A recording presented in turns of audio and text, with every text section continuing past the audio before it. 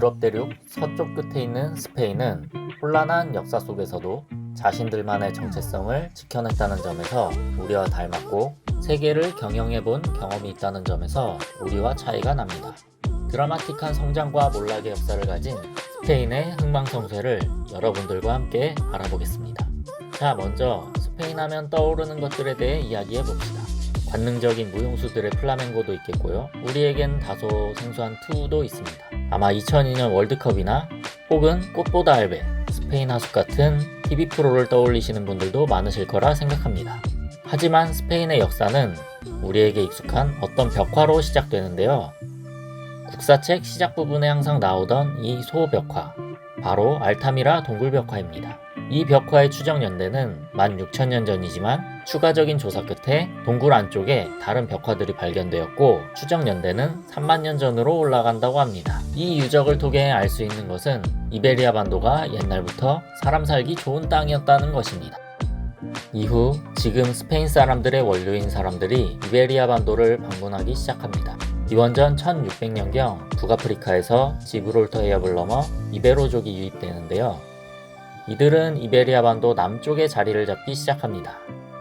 그리고 기원전 900년경 북쪽 피레네 산맥을 넘어 셀타족, 즉 켈트족이 넘어오기 시작합니다. 이들은 이베리아 반도 북쪽에 자리 잡았고 두 부족은 점차 생활 영역을 넓혀가기 시작합니다.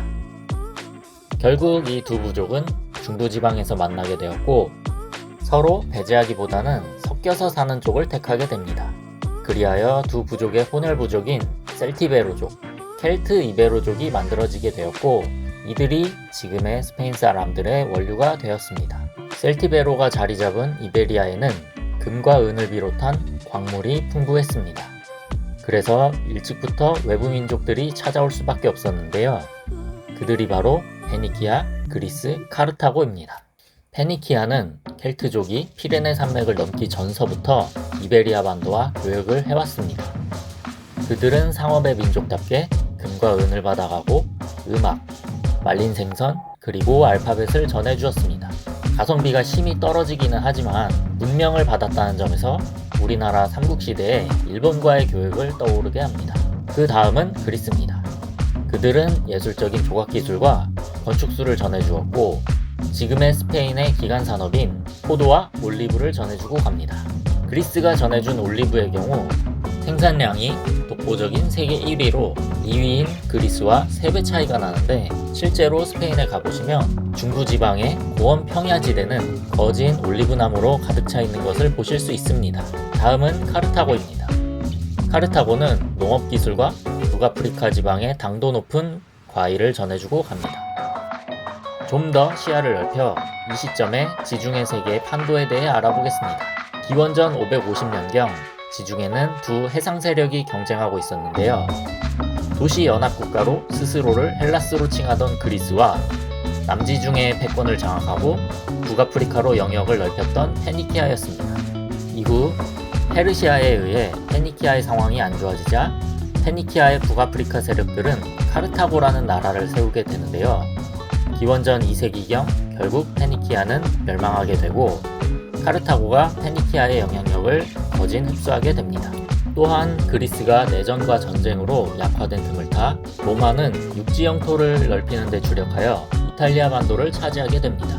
결국 새로운 강자들이 대두되면서 지중해 패권을 두고 벌어졌었던 페니키아 그리스 간의 세력전은 카르타고와 로마의 전면전으로 승계됩니다. 로마와 카르타고는 처음에 교역을 할 정도로 사이가 나쁘지는 않았습니다. 하지만 로마가 지중해 패권에 야욕을 보이기 시작하면서 사이가 틀어지기 시작합니다. 첫 충돌은 시칠리아 섬에서 발생했습니다. 시칠리아는 이탈리아 반도 구두 끝에 위치한 섬으로 로마에게 지리적으로 매우 중요한 요충지였을 뿐만 아니라 밀 곡창지대였기 때문에 로마도 카르타고도 절대 포기할 수 없는 섬이었습니다. 결국 시칠리아 동쪽 끝 작은 왕국이었던 시라쿠사의 분쟁 개입을 발단으로 두 국가는 크게 충돌하게 됩니다. 이것이 바로 포에니 전쟁이었는데요. 포에니라는 뜻은 페니키아인이라는 뜻입니다. 이 전쟁명으로 봤을 때 로마 사람들은 카르타고 사람들이 페니키아의 후예라는 것을 분명히 알고 있었던 것 같습니다. 기원전 264년부터 23년간 벌어진 1차 포에니 전쟁은 주로 바다에서 벌어졌습니다. 그 당시 육군이 강했던 로마는 해상전에 능한 카르타고에 비해 불리해 보였습니다. 하지만 육군을 해상에 활용하고자 배를 개조하거나 그리스의 선박 전문가에게 조언을 구하는 등 승리를 위해 여러 수단을 동원했습니다. 그 과정에서 발생한 많은 실패들은 로마 시민들의 강력한 노블리스 오블리주를 바탕으로 버텨냈고 결국 로마의 승리로 끝이 나게 됩니다. 이 전쟁으로 카르타고는 시칠리아, 사르데냐, 코르시카의 지배권을 잃게 되며 전쟁이 종결됩니다. 이때 마지막까지 시칠리아에서 분전하던 카르타고의 하밀카르 바르카 장군은 자신의 모든 기반을 이베리아 반도로 옮기고 복수를 다짐하게 됩니다. 이후 이베리아 반도에서 영토를 넓히던 카르타고와 로마는 다시 한번 충돌하게 되는데요. 하밀카르 바르카 장군의 아들인 한니발과 로마 간의 사군툼 지역에서 발생한 영토 분쟁은 2차 포에니 전쟁으로 번지게 됩니다. 1차 전쟁에서 강한 육군을 보유했던 로마가 상대의 강점을 흡수하면서 뜻밖의 해전에서 승리를 가져갔듯 2차 전쟁에서는 전쟁의 귀재인 한니발 장군이 로마의 허를 찔러 오히려 육로로 로마를 점령해 들어갑니다. 코끼리를 동원하는 등 전쟁에 총력을 기울인 한니발은 로마를 이탈리아 반도 장화 끝자락까지 내몰았으나 한니발을 제외한 다른 카르타고군과의 전투에서 연전연승한 로마는 한니발 군대를 향하는 보급을 적재적소에서 끊어내었고 결국 한니발과의 전투에서는 졌지만 전쟁에서는 승리를 쟁취하게 됩니다. 앞의 두 전쟁으로 인해 거의 모든 제해권을 상실한 카르타고는 멸망의 길로 접어들고 있었고 그의 종지부를 찍고자 일으킨 3차 전쟁으로 카르타고는 역사의 뒤안길로 사라지게 되었습니다. 포에니 전쟁을 끝으로 지중해를 장악한 로마는 실전 경험이 풍부한 강력한 군대를 바탕으로 영토를 급속하게 넓혀가기 시작합니다. 그러면서 로마는 제국의 모습을 갖추게 되었고 카이사르 사후 공화정제에서 제정의 시대로 넘어가게 됩니다. 이베리아 반도는 로마의 직할지였으나 처음에는 로마를 받아들이지 못하는 모습을 보였습니다. 하지만 기독교가 전래되면서 종교로 인한 로마화가 급속히 진행되었고 황제를 배출하기도 하며 제국의 일원으로서 활약하게 됩니다. 로마가 스페인 역사에 끼친 영향은 대단했는데요. 오랜 시간이 지난 지금도 그 흔적들을 찾아볼 수 있습니다. 바르셀로나 남쪽 나라고나의 원형극장이나 세고비아의 수로교, 톨레도의 알칸타라 다리가 대표적입니다. 제국으로 성장해가던 로마는 117년을 기준으로 최대 영토를 달성하게 되는데요. 영국부터 북아프리카, 이집트와 메소포타미아 지역을 포괄하는 대제국을 건설하게 됩니다. 이 시기를 로마에 의한 평화시대, 즉 팍스 로마나라고 부르게 되는데요.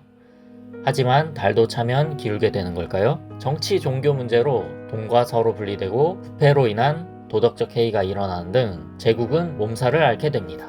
그중 가장 큰 문제는 빈부격차였습니다. 잦은 전쟁으로 인해 자영농들이 자신의 농지를 유지하기 어려워짐에 따라 귀족들에게 땅을 팔게 되었고 귀족들은 대농장을 경영하면서 세금의 대부분을 담당하던 중산층이 무너지기 시작했습니다.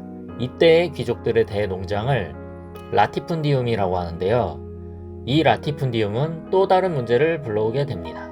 최대 영토를 달성한 이후 군축으로 일자리를 잃은 군인과 더불어 땅을 잃은 평민들이 실업자가 되어 수도이자 대도시인 로마로 계속 몰려들게 되는 이촌양도 현상이 그것이었습니다. 사람들이 로마로 몰려들자 물가는 오르고 실업률은 폭증하였습니다. 이들의 민심을 잠재우는 일은 지배층에게도 큰 과제였습니다. 하지만 관록의 로마의 지배층들도 만만치 않았는데요. 콜로세움에서 검투사 경기와 축제, 먹을 것들을 제공하며 최초의 포퓰리즘 정책을 시행하게 됩니다. 이 시기의 모습을 잘 녹여낸 영화가 있는데요. 바로 리들리 스콧 감독의 글래디에이터입니다. 영국 정복과정부터 권력을 위한 암투, 재정파와 공화파 간의 갈등을 잘 그린 영화입니다. 어쨌든 로마 지배층의 정책은 잘 먹혀든 걸까요? 그런데 어디선가 계속 사람들이 몰려들게 됩니다. 이들은 바로 게르만족들이었습니다. 이들이 로마로 몰려든 이유는 훈족 때문이었습니다. 게르만족의 대이동을 부른 훈족은 우리가 아는 흉노족인데요. 중국 진나라로 하여금 천리장성을 쌓다가 망하게 할 만큼 무서운 민족이었습니다. 진나라 이후 들어선 한나라의 한 무제에 의해 중국 대륙에서 쫓겨나 서쪽으로 살기 좋은 땅을 찾아 이동하게 되었고 유럽 땅까지 당도하게 된 것입니다. 372년 몰려든 훈족은 동유럽 지역을 휩쓸었고 현재 헝가리 지역에 정착하게 되는데요. 헝가리라는 국가명 역시 훈족의 훈에서 유래됐다고 합니다. 훈족으로 인해 여러 갈래의 게르만족들이 이동하기 시작했고 그들 중 고트족들은 동유럽에서 이탈리아 반도를 지나 이베리아 반도까지 오게 됩니다. 로마의 교황과 훈족의 왕인 아틸라가 극적으로 협정을 체결하면서 잠시 소강 상태를 맞이한 로마였지만 게르만족의 이동은 로마의 몰락을 가속화하였고 476년을 기점으로 서로마는 멸망하게 됩니다. 서로마 멸망 후 이베리아 반도의 공백을 치고 들어온 서고트족은 왕국을 세우게 되는데요. 이를 서고트 왕국이라고 합니다. 5세기부터 7세기까지 300년간 이어진 서고트 왕국의 역사는 로마 문화를 기반으로 카톨릭을 체화하는 시기였습니다. 역사가들은 이를 가리켜 2차 로마화라고 부릅니다. 하지만 그 과정이 무난하지는 않았는데요. 일단 야만인 취급을 받던 게르만족들에게 로마의 행정과 문화는 신세계였습니다. 그래서 로마의 문화를 받아들이는 데는 큰 문제가 없었지만 거친 서고트족들의 잔악행위와 왕위 계승 문제로 갈등이 끊이지 않았습니다. 서고트족은 전통적으로 왕위 계승 방법이 선출제였습니다. 하지만 로마와 카톨릭은 세습제를 택했는데요. 왕족과 교회는 세습제를 내세웠고 귀족들은 끊임없이 선출제를 주장하게 되면서 반란이 끊이지 않았습니다. 그리하여 300년의 역사 동안 31번 왕이 바뀌게 됩니다. 하지만 혼란만 있었던 것은 아니었습니다. 이 시기 교회의 부패를 척결하고 종교와 세속의 중심을 잡으려고 했었던 이시도르 성인의 노력으로 혼란한 가운데서도 카톨릭의 정신적 계승을 이어나갈 수 있었습니다. 서고트 왕국의 역사를 통해 카톨릭은 스페인의 정신적 세계관으로 자리 잡게 되었고 기사령과 같은 영주체제를 확립하여 새로운 군신관계를 만들어내게 되면서 중세시대로 나아가는 발판을 만들게 됩니다. 혼란의 역사 속에서도 언제 찾는지 모를 달은 기울게 되는데요. 710년 에이카 왕은 귀족들의 반대에도 자신의 아들 에티사에게 왕위를 물려주고자 하였고 이에 베티카의 공작인 로드리고가 반란을 일으키게 됩니다. 그러자 교회와 왕권파들은 외세의 힘을 빌리게 되는데 이는 북아프리카 탕헤르의 지배자 타릭 장군을 불러들이는 것이었습니다. 베르베르족의 족장이던 타릭은 원숭이가 많은 섬이자 자신의 이름이 붙은 지브롤터를 넘어와 로드리고를 물리쳤지만 서고트 왕국의 실상을 보고 그대로 이베리아 반도를 차지하게 됩니다. 타릭을 비롯한 이슬람 세력은 막강한 기병대를 바탕으로 단 7년 만에 북부 산간지방을 제외한 전 이베리아 반도를 차지하게 됩니다. 732년 그들은 더 나아가 피레네 산맥을 넘어 프랑크 왕국까지 진격하지만 훗날 신성 로마 제국을 세우는 카를루스 대제의 할아버지인 카를 마르텔에게 저지당하게 됩니다. 이베리아 반도를 점령한 이슬람 세력은 스페인 땅에서 찬란한 문화를 꽃피우게 되는데요. 그들이 남기고 간 꼬르도바의 메스키타 사원, 그라나다의 아람브라 궁전은 지금도 스페인 관광에서 빼놓을 수 없는 요소가 되었습니다. 하지만 스페인 땅을 약 800년간 지배한 이슬람 역시 내분과 카톨릭 세력의 반격으로 저물어 가게 됩니다. 스페인에서의 이슬람 역사는 크게 세 단계로 나눠볼 수 있습니다. 먼저 756년부터 1031년까지의 시기를 칼리프 시대라고 부르며 우마이야 왕조가 스페인을 지배한 시기입니다. 그 다음은 분열기로 우마이야 왕조의 꼬르도바 칼리프 체제가 붕괴하면서 타이파라 불리는 군소 제후국의 시대가 도래합니다. 마지막은 1230년부터 1492년까지의 쇠퇴기로 그라나다를 중심으로 최후까지 남아있다 사라진 나사리 왕국 시대입니다. 이슬람이 저물어가는 역사는 곧 카톨릭의 반격의 역사라고 할 수 있습니다. 카톨릭 세력의 국토 수복전, 즉 레콘키스타는 722년 서고트의 귀족인 펠라요가 승리한 꼬바동가 전투를 기점으로 시작됩니다. 그 후 분열기인 타이파 왕국 시기에 카톨릭 세력들도 어느 정도 이합 집산을 끝마치고 카스티아, 나바라, 아라곤, 카탈루냐 네 왕국으로 정리되기 시작했습니다. 그 이후 1035년 레온 왕국의 백장령이었던 카스티아의 페르난도 1세가 독립을 선언하고 2년 뒤 오히려 레온 왕국을 합병하여 카스티아, 나바라, 아라곤, 까탈루냐 체제를 만듭니다. 이후 수복전쟁은 본격화되는데요. 1085년 알폰소 6세가 톨레도를 회복하였고 그를 도왔던 부르고뉴 기사단은 지금의 포르투갈 지역을 백장령으로 하사받게 되어 훗날 포르투갈의 시초가 됩니다. 1248년 페르난도 3세에 의해 코르도바와 세비야까지 수복함에 따라 이베리아 남단으로 몰린 이슬람 세력은 그라나다를 중심으로 한 나스르 왕국으로 모이게 되었고 1492년까지 약 250년을 버티게 됩니다. 이제부터 유럽의 왕가들이 스페인의 역사를 써내려가게 될 것입니다. 유럽의 왕가들은 서로 간 중첩 혼인을 통해 그들의 권력을 공고히 하였는데요. 이름을 물려받는 왕실 특성상 같은 사람을 지칭함에도 각 나라별로 호칭이 조금씩 달라집니다. 그로 인한 혼동을 줄이고자 호칭이 부여되는 원리를 페르난도 2세를 예를 들어 설명드리도록 하겠습니다. 그는 아라곤에서 페르난도 2세로 불리지만 카스티아에서는 페르난도 5세입니다. 모국인 아라곤에서 페르난도가 2세인 이유는 아라곤에서 자신이 두 번째로 페르난도라는 이름을 물려받은 왕이기 때문입니다. 그렇다면 카스티아에서 페르난도 5세로 불리는 이유는 지금의 페르난도 이전에 카스티아에 페르난도 1세를 비롯한 4명의 페르난도가 더 있었기 때문이라고 보시면 됩니다. 그래서 보통 혼동을 피하기 위해 아라곤의 페르난도 2세 이런 식으로 지칭해서 부른다고 합니다. 그럼 이제 스페인을 통일한 이사벨 여왕이 레콘키스타를 마무리 짓는 과정을 살펴보겠습니다. 지금 보시는 이 문장은 카스티아 왕국의 문장인데요. 문장을 보시면 성과 사자가 그려져 있습니다. 이는 성을 상징하는 카스티아와 페르난도 1세에 의해 합병된 레온 왕국의 상징인 사자입니다. 스페인어로 카스티오가 성이고 레온, 라이언이 사자인데요. 두 왕국의 합병을 상징한다고 할 수 있습니다. 제국 스페인의 기틀을 다진 이사벨 여왕은 후안 2세의 두 번째 부인의 장녀로 원래는 정통 왕위 계승권자가 아니었습니다. 1454년 후안 2세의 사후 왕위를 계승한 엔리케가 포르투갈 공주 후아나와의 사이에서 얻은 딸인 후아나 데 벨트라네하에게 왕위 계승권을 넘기게 됩니다. 그런데 많은 귀족들이 후아나가 왕의 총신이었던 벨트란의 딸이다 라는 의심을 하게 되고 계속된 정통성 의심에 엔리케는 결국 1468년 딸의 후계권을 박탈했고 후사마저 없게 되자 결국 이사벨에게 왕위 계승권이 넘어오게 됩니다. 이사벨 여왕은 당찬 군주였습니다. 정치적 감각과 식견이 뛰어난 정치인이었는데요. 결혼에 있어서도 그랬습니다. 엔리케를 비롯한 카스티아 주변의 모든 대외 세력들은 이사벨과 아라곤 페르난도의 결혼을 막으려고 했는데요. 특히 프랑스의 루이 11세는 막강한 해양 왕국인 아라곤과 스페인 전역을 차지한 카스티아의 결합이 프랑스의 위협이 될 것이라 생각했었고 카스티아의 대귀족들은 왕권이 크게 강화될 것을 두려워하였습니다. 하지만 1469년 10월 비밀리에 결혼에 성공한 이 둘은 스페인을 하나의 왕국으로 통합할 수 있게 되었고 기세가 유럽 전역으로 뻗어나가는 계기가 되었습니다.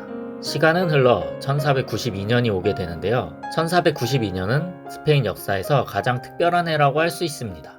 이사벨 여왕이 그라나다를 정복하여 카톨릭 세력이 스페인을 통일한 해이자 스페인이 제국으로 뻗어나갈 수 있는 초석을 만든 해라고 할 수 있습니다. 그것은 바로 콜럼버스와의 만남이었는데요. 이탈리아 제노바 출신인 콜럼버스는 향신료를 위한 신항로 개척 투자를 받고자 했습니다. 앞서 이탈리아, 영국, 포르투갈이 모두 거절한 이 사업을 이사벨 여왕은 전후 처리로 인한 경제적 상황이 여의치 않았기 때문에 이 제안을 솔깃하게 듣게 됩니다. 그리하여 콜럼버스의 미 대륙 발견 업적과 함께 스페인에 해가 지지 않는 제국의 역사가 시작됩니다. 하지만 그녀에게도 실정은 있었는데요. 이는 바로 아람브라 칙령을 통해 유대인을 추방한 것이 그것입니다.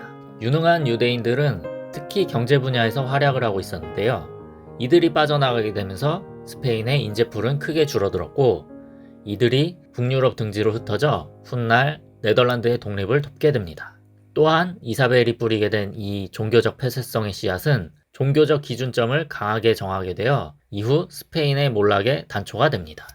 거대한 왕가 간의 통합과 더불어 투자했던 신대륙 사업까지 대박이 나게 되자 유럽 최고의 왕가로 올라선 스페인의 후계 구도에 대해 모두들 관심을 가질 수밖에 없었습니다. 혼사가 만사라고 했던가요? 이사벨 여왕의 자녀들의 혼사를 알게 되면 이 시기 유럽 역사의 흐름에 대해 어느 정도 아실 수가 있는데요. 그들에 대해 알아보겠습니다. 첫째 딸인 이사벨은 포르투갈의 알폰소 왕자와 혼인했지만 알폰소 왕자가 일찍 죽게 되면서 포르투갈의 행운왕 마누엘 1세와 결혼하게 됩니다. 하지만 불운하게도 아들 미겔을 낳다가 죽게 되는데요. 첫째 딸 이사벨과 결혼했던 마누엘 1세는 야심이 큰 사람이었는데요. 이베리아 반도 통일을 꿈꾸며 삼녀인 마리아와 또 결혼을 하게 됩니다. 유일한 남자이자 계승자였던 후아는 합스부르크 왕가의 마르가리따와 결혼했지만 요절하고 말았습니다. 그로 인해 결국 왕위 계승권은 차녀인 후아나에게 넘어가게 되는데요. 합스부르크의 미남왕으로 불리던 펠리페 대공과 결혼을 한 후아나는 정신적으로 문제가 있었습니다. 그래서 별명이 광녀 후아나였는데요. 그런데 후아나가 왕위를 계승한 지 얼마 되지 않아 남편인 펠리페가 죽게 되자 병세는 더욱 심해졌고 아들인 카를로스는 너무 어렸기 때문에 이를 보다 못한 후아나의 아버지인 페르난도 2세가 섭정을 하게 됩니다. 그 이후 페르난도 2세가 죽게 되면서 합스부르크의 적통인 카를로스가 스페인 영토까지 물려받게 되면서 로마 제국 이후 최고의 대제국의 역사가 시작됩니다. 넷째 딸이었던 카탈리나는 영국의 어서와 결혼하기로 되어 있었으나 어서가 요절하는 바람에 영국의 헨리 8세와 결혼을 하게 됩니다. 참고로 카탈리나의 영국 발음은 캐서린이며 피의 메리로 불리는 메리 1세의 어머니가 됩니다. 카를로스 1세의 즉위로 스페인의 합스부르크 왕가 시대는 개막하게 됩니다. 카를로스는 스페인에서 카를로스 1세, 합스부르크 왕가에서는 카를로스 5세로 불리는데요. 그는 스페인, 신성로마 제국, 이탈리아, 독일, 네덜란드, 오스트리아와 더불어 신대륙의 식민지와 아시아에서 개척한 식민지까지 그야말로 세계를 지배한 왕이었습니다. 할아버지인 페르난도 2세의 아라곤까지 내부적으로 국가적인 통일을 완성한 카를로스는 로마 제국의 부활을 꿈꿨습니다. 그러나